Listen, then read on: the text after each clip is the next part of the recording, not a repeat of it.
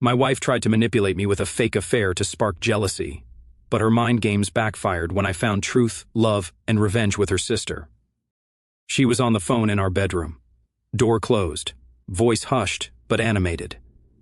Nothing unusual there. She talks to her friends constantly, but something about her tone made me pause at the bottom of the stairs. No, you are right. He has been taking me for granted lately. He just expects me to be here whenever he wants. I grabbed a beer from the fridge and stayed quiet, listening. The coworker thing is perfect. He is cute enough, and he has already been flirty at happy hours. If the first start posting pictures with him, going out more, maybe my husband will finally realize what he could lose. My hand tightened around the bottle. This was interesting, but what if he does not care? She continued. What if he just lets me go? Trust me, came a voice I recognized as her friend from college. Men are simple.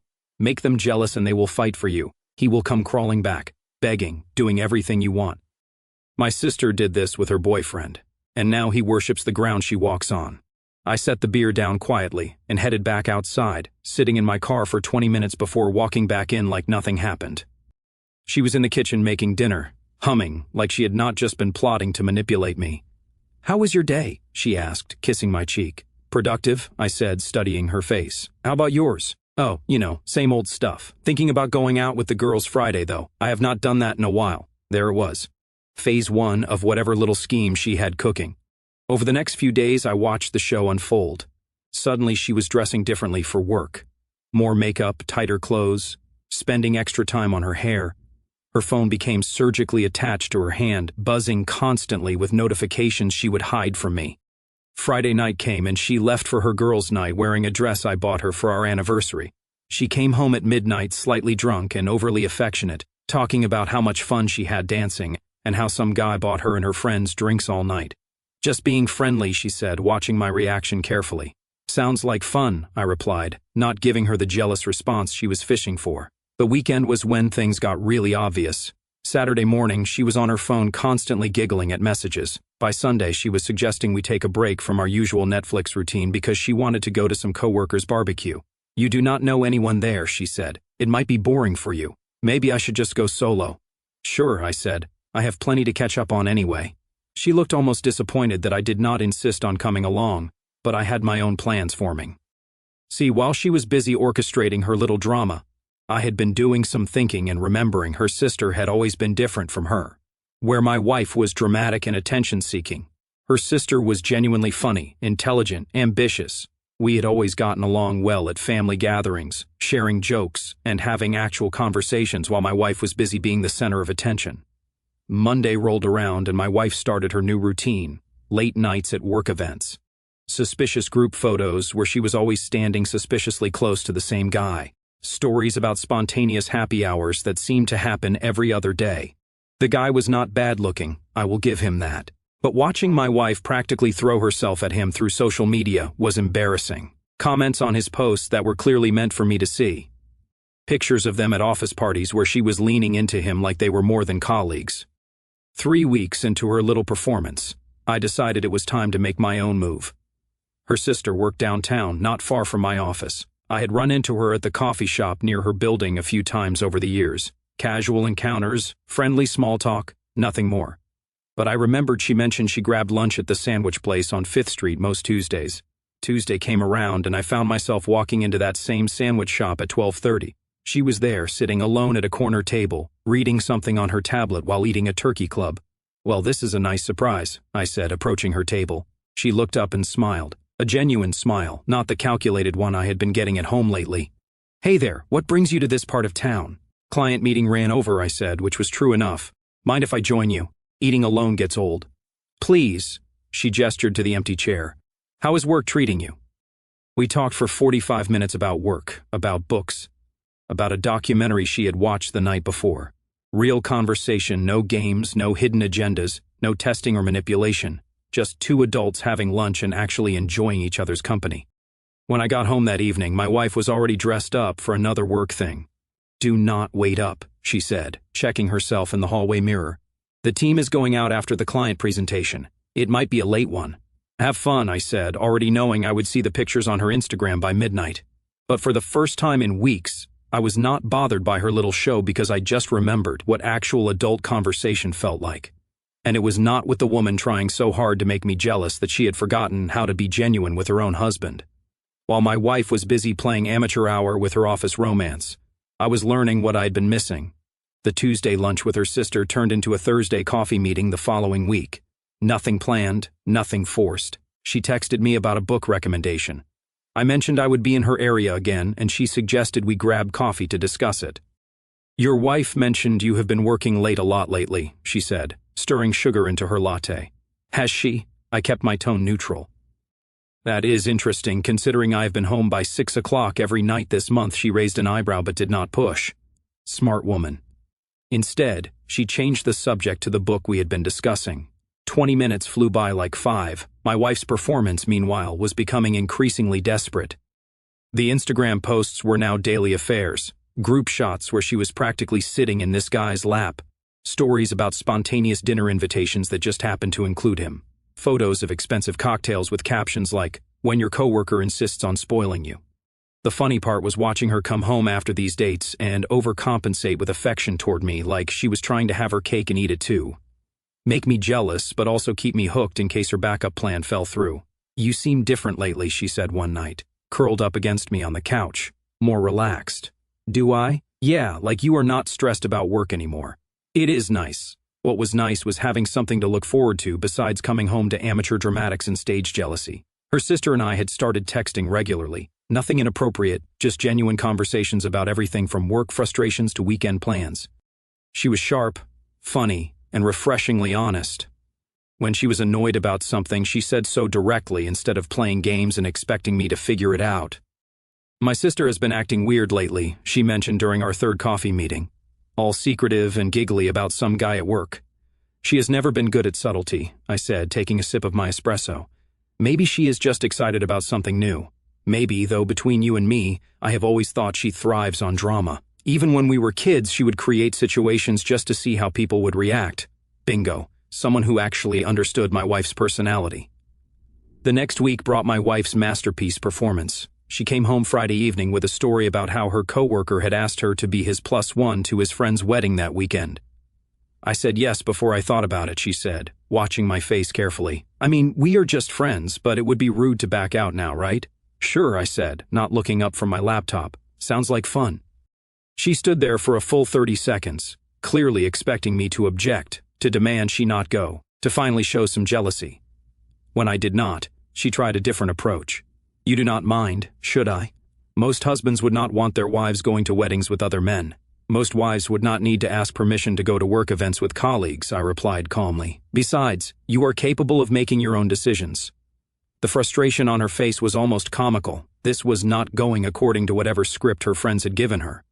She went to the wedding, posted approximately 15 photos throughout the day, each one carefully crafted to look like she was having the time of her life with her date.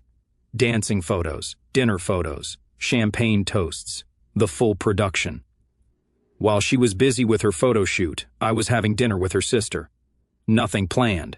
She texted about being bored on a Saturday night. I mentioned I was free, since my wife was at a work thing. "Want to grab some food and see that new movie you mentioned?"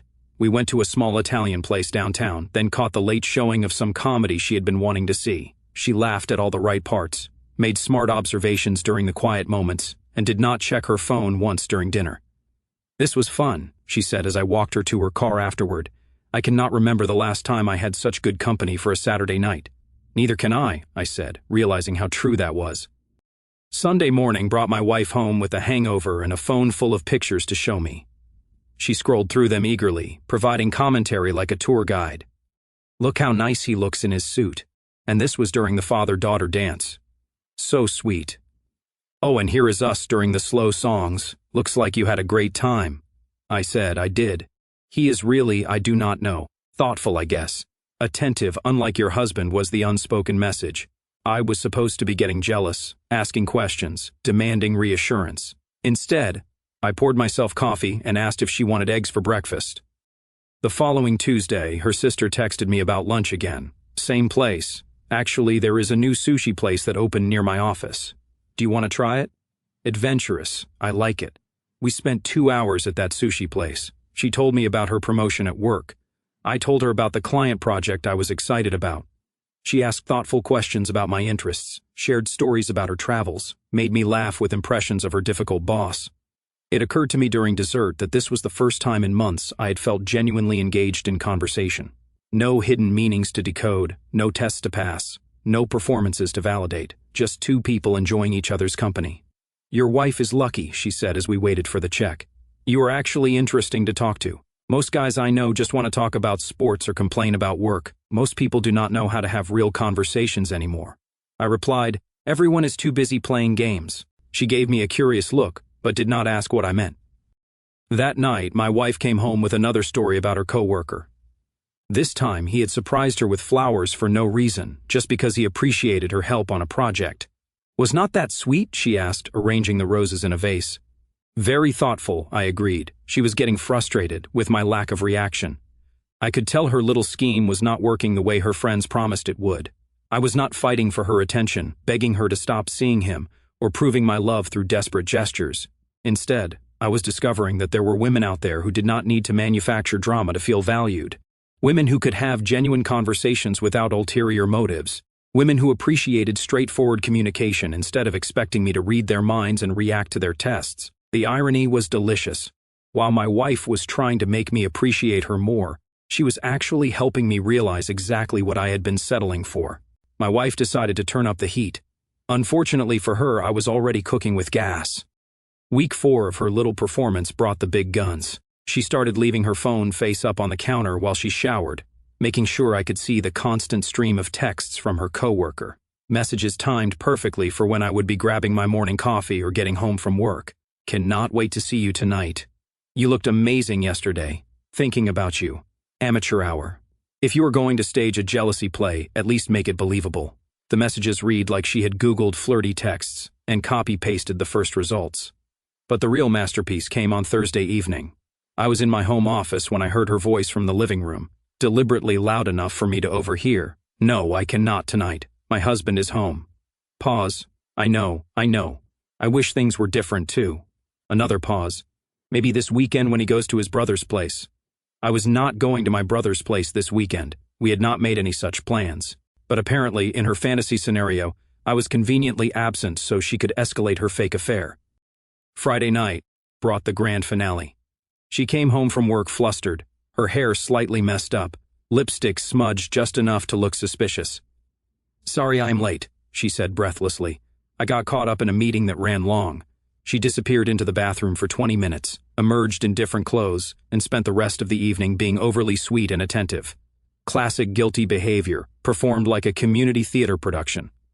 While she was running her one-woman show, my relationship with her sister was becoming something neither of us had expected. It started innocently enough. Our lunch meetings had become twice-weekly occurrences. Coffee dates turned into dinner conversations. She would text me funny observations about her day. I would share stories about difficult clients. Real communication between two adults who actually enjoyed each other's company.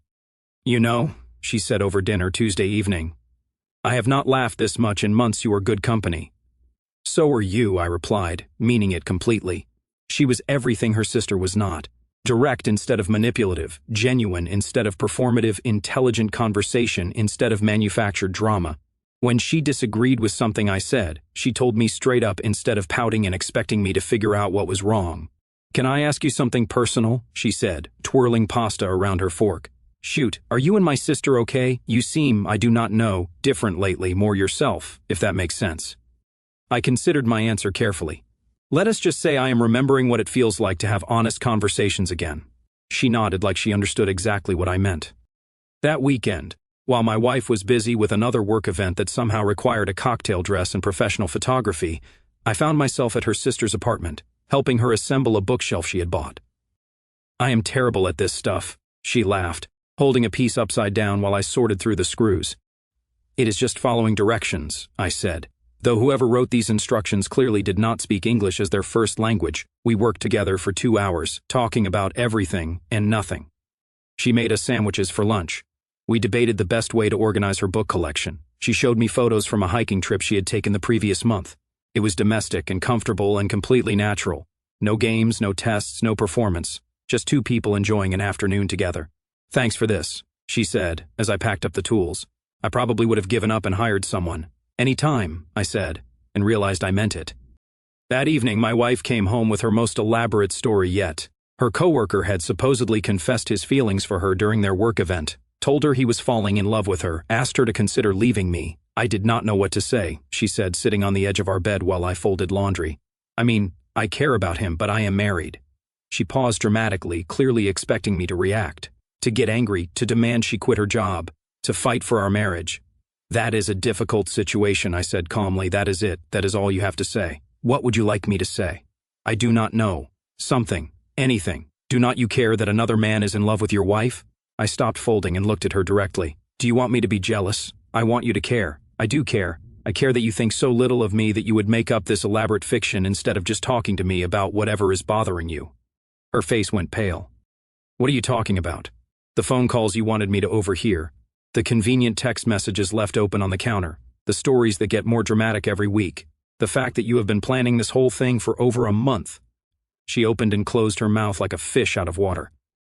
"I am not stupid," I continued, "and I am not going to play along with whatever game this is supposed to be." "It is not a game," she said weakly. "Really? So, you were actually having an affair with your coworker?"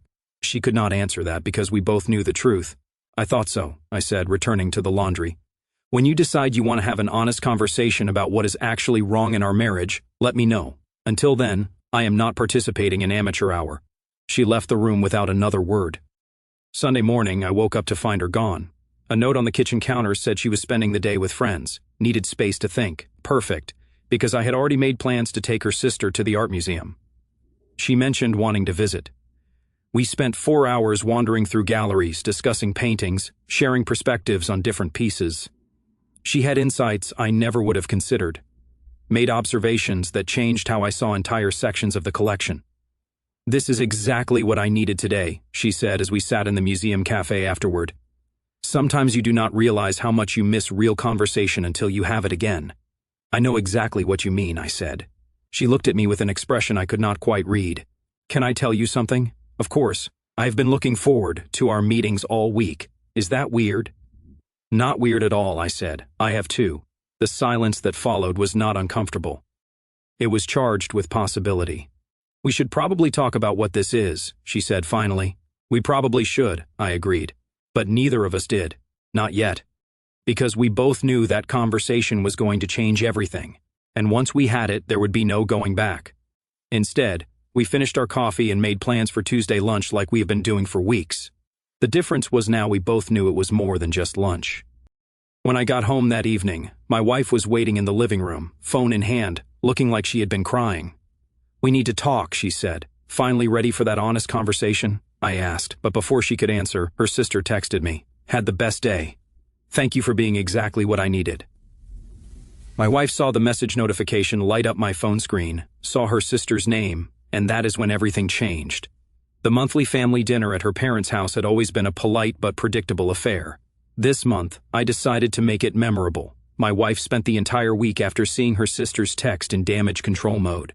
Suddenly, her coworker was just a friend and she was confused about her feelings, wanted to work on our marriage. The fake affair disappeared overnight, replaced by desperate attempts at reconnection. "I have been thinking," she said, Tuesday morning over breakfast. "Maybe we should take that vacation we talked about, just the two of us, reconnect." "Which vacation was that?" I asked, knowing we had never discussed any such thing. "You know, the one to that place you mentioned." I almost felt bad for her. Almost. Her sister and I had our conversation that same Tuesday over lunch, the one we had been avoiding for weeks. "I need to be honest about something," she said, pushing her salad around her plate. "So do I." "I think I am falling for you," she said quickly, like ripping off a bandage. "I know it is complicated and messy and probably wrong, but I cannot pretend anymore that these are just friendly lunches." "They stopped being just friendly lunches 3 weeks ago," I replied. "At least for me." She looked up, relief flooding her face. "So what do we do? We stop pretending this is something it is not." That afternoon, I made a decision that would detonate everything. I called my wife. "Change of plans for Sunday dinner," I said. "I am bringing a date." "What? What are you talking about? You have been so busy with your work friend." "I figured I would bring someone too. Make it even. You cannot be serious, dead serious. See you Sunday." I hung up before she could respond. Sunday afternoon arrived with all the tension of a powder keg waiting for a spark. I picked up her sister at 2 o'clock, both of us dressed nicely, but not formally, like a couple going to meet the family. "Are you sure about this?" she asked as we pulled into her parents' driveway. "Are you?" She took my hand. "Let us do this." Walking into that house with her sister on my arm was like dropping a nuclear bomb on a tea party. Her mother answered the door, took one look at us together and froze completely. "Hi, Mom," her sister said casually. "Hope it is okay. I brought a guest." Her father appeared behind her mother, saw us, and his expression cycled through confusion, recognition, and something close to panic. "Where is your wife?" her mother finally managed. "She will be along," I said. She had some things to handle first. We walked into the living room where her brother was watching football with his girlfriend. They looked up, saw us together, and the girlfriend actually gasped out loud. Her brother said. "Is there something we should know?"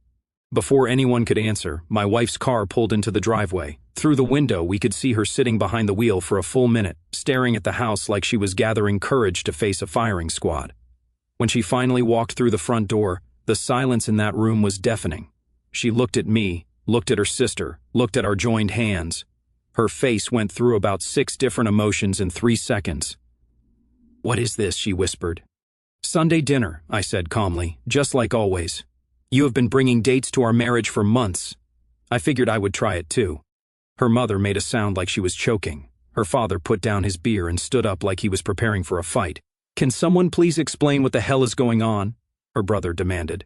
I looked around the room at all their shocked faces and realized I had everyone's complete attention. Perfect. "Your daughter and sister," I said, nodding toward my wife, "has been pretending to have an affair with a coworker for the past 6 weeks. All staged, all fake, designed to make me jealous so I would fight for her attention and prove my love through desperation." My wife's face went white as paper. Instead of playing along with her little drama, I continued, "I decided to find someone who does not need to manufacture crises to feel valued. Someone who appreciates honest communication. Someone who does not think marriage is a game." I squeezed her sister's hand. Someone like her. The explosion was immediate and spectacular. "You have been cheating on my daughter with my other daughter," her father roared. "Nobody has been cheating," her sister said firmly. "We have been having lunches and conversations, real ones, while she was busy playing pretend with her office boyfriend." "It was not pretend," my wife shouted, then immediately realized what she just admitted. "So, you were having an affair?" her mother said, voice deadly quiet. "No. Yes. I mean, it was complicated. It was manipulation," I said, pure and simple. She wanted to make me jealous, make me beg, make me prove my worth. Instead, I proved that I do not chase women who play games. Her brother was staring at his sisters like he had never seen them before. "You orchestrated a fake affair to manipulate your husband?" Her friends told her it would work, I explained. "Make the husband jealous. He will come crawling back, worship the ground she walks on. Except I do not crawl for anyone." "And you decided the appropriate response was to actually start dating her sister?" her father demanded. "I decided the appropriate response was to find someone who does not think love is a competition," I replied. "Someone who does not need to test me constantly to feel secure. Someone who can have genuine conversations without ulterior motives." I looked directly at my wife. Everything I found in her sister that I had been missing in our marriage. The room erupted in overlapping arguments, her parents yelling at both daughters, her brother trying to mediate, my wife crying and screaming that this was not how it was supposed to work. Through it all, her sister sat calmly beside me, our hands still joined. "I am not sorry," she announced during a brief lull in the shouting. "I am not sorry for falling for a man who treats me like an adult instead of a prize to be won. I am not sorry for wanting real conversation instead of manufactured drama.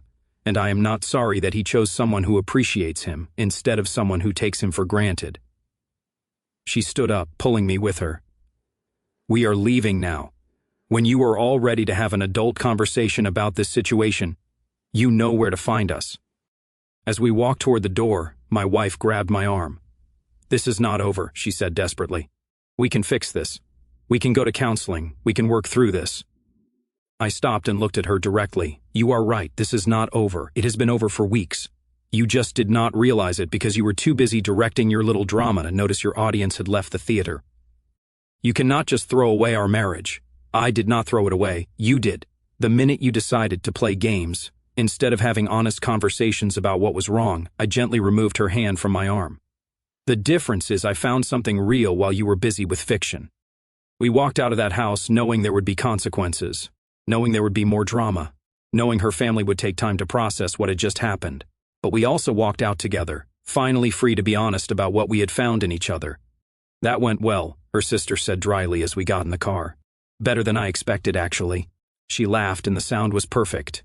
No games, no manipulation, no hidden agendas, just genuine amusement at the chaos we just created. So what happens now, she asked. I started the car and looked at her directly. Now we stop sneaking around and start being honest about what this is. And what is this? Something worth fighting for? I said, something real. Behind us through the house windows, we could see the argument still raging in the living room. My wife gesticulating wildly, her parents looking shell-shocked, her brother trying to restore order. Let them argue. Let them process. Let them figure out how to deal with the consequences of months of manufactured drama. We had better things to do. The fallout was swift and brutal. By Monday morning, my phone was buzzing with angry voicemails from her friends. The same ones who had coached her through the fake affair were now furious that their brilliant plan had backfired. "You are a monster," one of them screamed into my voicemail. "She was just trying to get your attention by lying and manipulating me for weeks." I texted back, "Great strategy." My wife showed up at my office Tuesday afternoon, mascara streaked, looking like she had not slept. "Everyone thinks I am a horrible person," she said, collapsing into the chair across from my desk. "Are not you?" I was trying to save our marriage by pretending to cheat on me. It was not real cheating. I leaned back in my chair. "So lying, manipulation, and emotional infidelity do not count as long as you do not sleep with him?" She started crying again. "I admit it was wrong. Okay, but what you did was worse. You actually fell for someone else." "I found someone who does not play games. She is my sister. She is also an adult who makes her own decisions." Her phone rang. She glanced at it and her face went pale. "It is Mom. She wants to know if the family dinner thing was real or if we were just fighting. What are you going to tell her?" She stared at the phone until it stopped ringing. Wednesday brought the friends' intervention. 3 of them showed up at the coffee shop where her sister and I were having lunch. "This is sick," the ringleader announced loud enough for half the restaurant to hear. Breaking up a marriage to steal her sister. Her sister did not even look up from her soup. Nobody stole anything. He chose someone who does not need coaching on how to manipulate her husband. We were helping her get his attention. "You were helping her destroy her marriage," I said calmly. Mission accomplished. They stormed out after making a scene that had everyone staring. "Your friends are charming," her sister said sarcastically. "Former friends, apparently." Thursday night, my wife tried one last desperate play. She showed up at my apartment with divorce papers. "Sign these and you can have her," she said, throwing them on my kitchen counter. "But do not expect me to make it easy." I glanced at the papers. I already had my lawyer draw up my own version. Much more thorough. Her confidence cracked. "What do you mean?" "I mean, I documented everything. The fake affair, the manipulation, the lies. Your lawyer is going to have a hard time painting me as the villain." She sank onto my couch. "How did this go so wrong? It was supposed to make you fight for me." "It did make me fight," I said. "Just not for you. For something better." The doorbell rang. Her sister stood outside with takeout bags and a bottle of wine. "Oh," she said, seeing my wife on the couch. "Should I come back later?"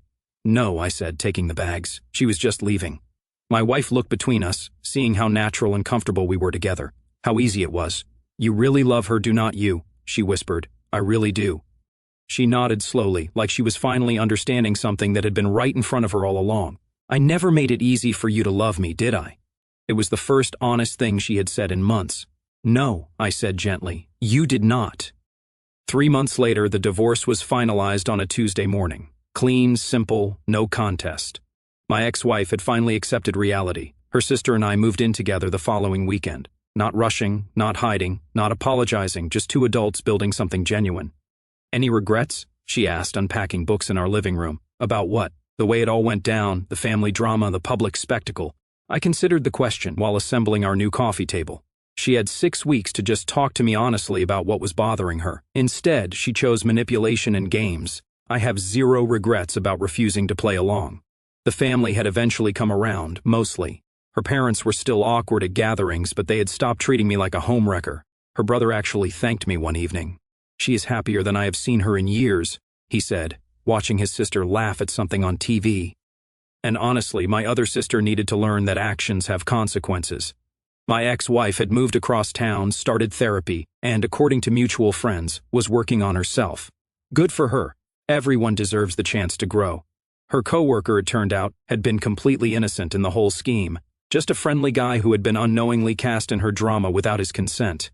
He had been horrified when he found out the truth.